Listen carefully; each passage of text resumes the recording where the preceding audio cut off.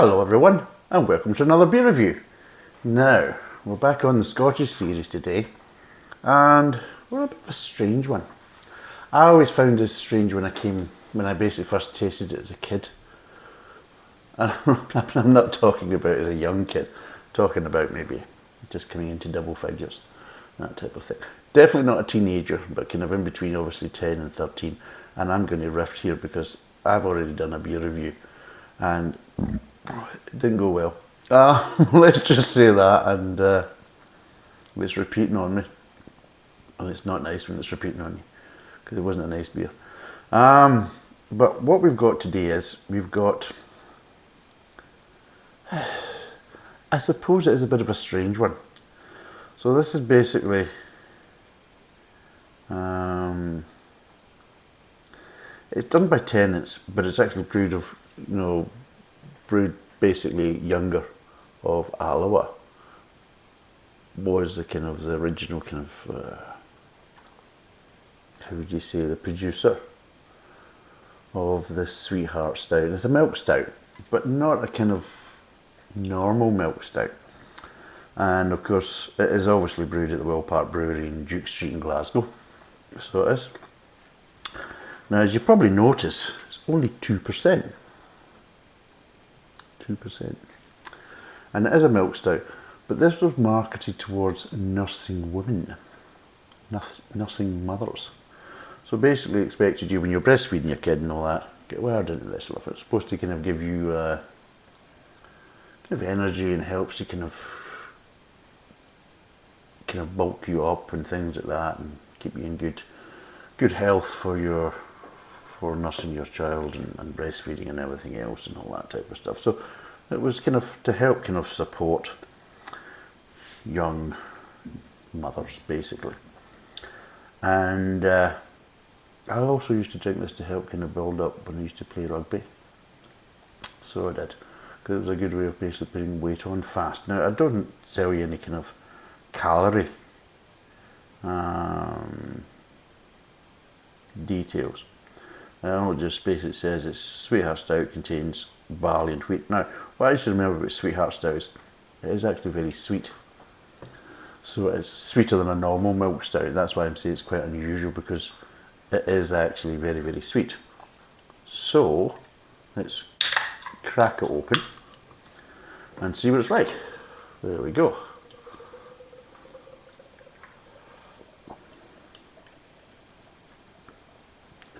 Now, it's almost in kind of low alcohol beer kind of territory, because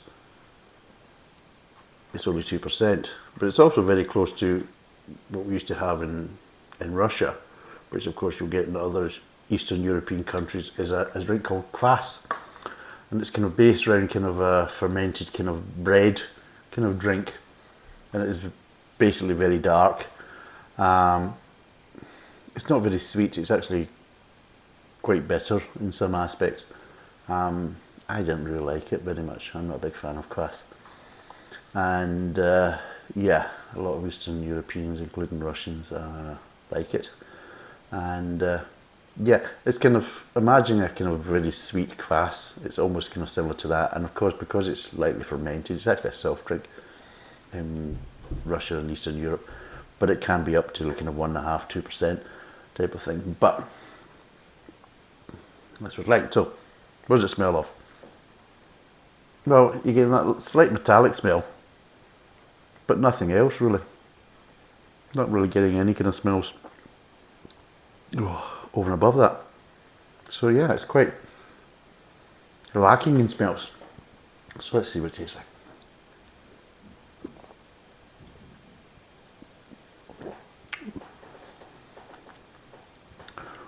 Oh, now,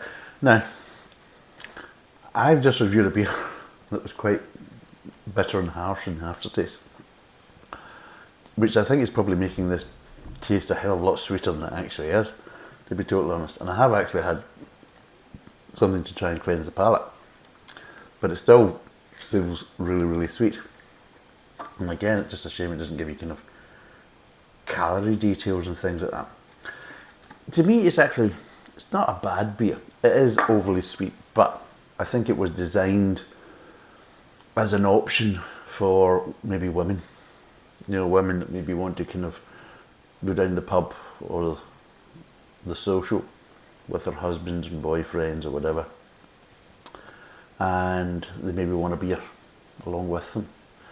Because at the end of the day, around about this time when this was kind of marketed, the kind of normal drinks for women was kind of like baby shams and sherries and avocat and all these kind of nonsense kind of drinks at the time. This was kind of like the 60s and 70s, especially late 60s, early 70s.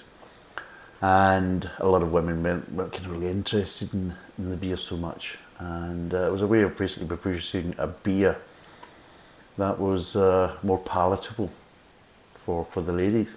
And of course, obviously, it was advertised and promoted as a kind of as a health benefit kind of drink for nursing mothers and everything else, even though it was alcohol, but only 2%. But I'm sure nowadays they would turn around and say, well, if you're breastfeeding your child, you shouldn't be drinking any alcohol from that point of view. So it just shows you how times change, you know. So there you go.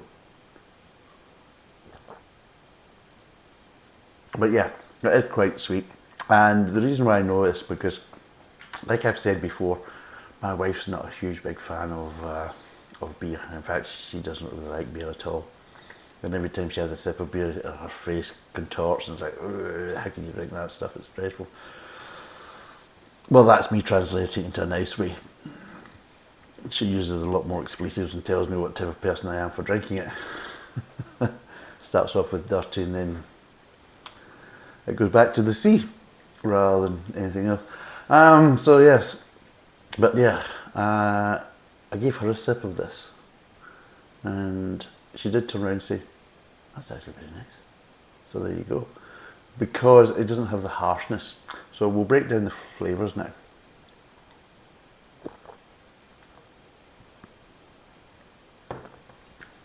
Right. Starts off with, you got a bit of malt and plenty of sweetness at the start of the mouth. Moves on, you've still got the malt, you've still got the sweetness. You're getting slight kind of delicate hints of chocolate and caramel in the mid-tongue. And that's what it is. It's just that kind of slight hints of chocolate and caramel, and you just have this underlying maltiness and sweetness. And it's there. It's quite a strong sweetness. I mean, let's not kid yourself. This is sweet. From a beer point of view, this is sweet. It's like, you know, you taste dessert wines and you think, oh, it's a wine, but, well, it's quite sweet. It's a dessert wine. But yeah, that's actually quite sweet. Well, this is the kind of same. You're going to taste it, you think, shit, that's quite sweet. You know, to the point is it's like almost soft drink kind of sweetness. So take it from that point of view. From the mid-tongue, it kind of moves into the aftertaste, and it is just basically the slight chocolate and caramels kind of dissipate into the aftertaste, and you're just left with this malty kind of sweetness that just slowly dissipates, and that's it. So it's a very light, very easy-going aftertaste. So the flavours don't really change in the aftertaste. In fact, let's be totally honest, the flavours don't really change from front to back. It's like basically really what you're kind of tasting in the front of the mouth is really carrying all the way through to the kind of aftertaste. And there's some light accents in the mid-tongue, but your aftertaste is just basically a repetition of your front of the mouth. And yeah, it just kind of dissipates and dies away. So there's no bitterness in the aftertaste whatsoever. It just kind of, the sweetness and the maltiness just kind of dissipate away, and that's it. That's what you're left with. So what would I give this out of 10?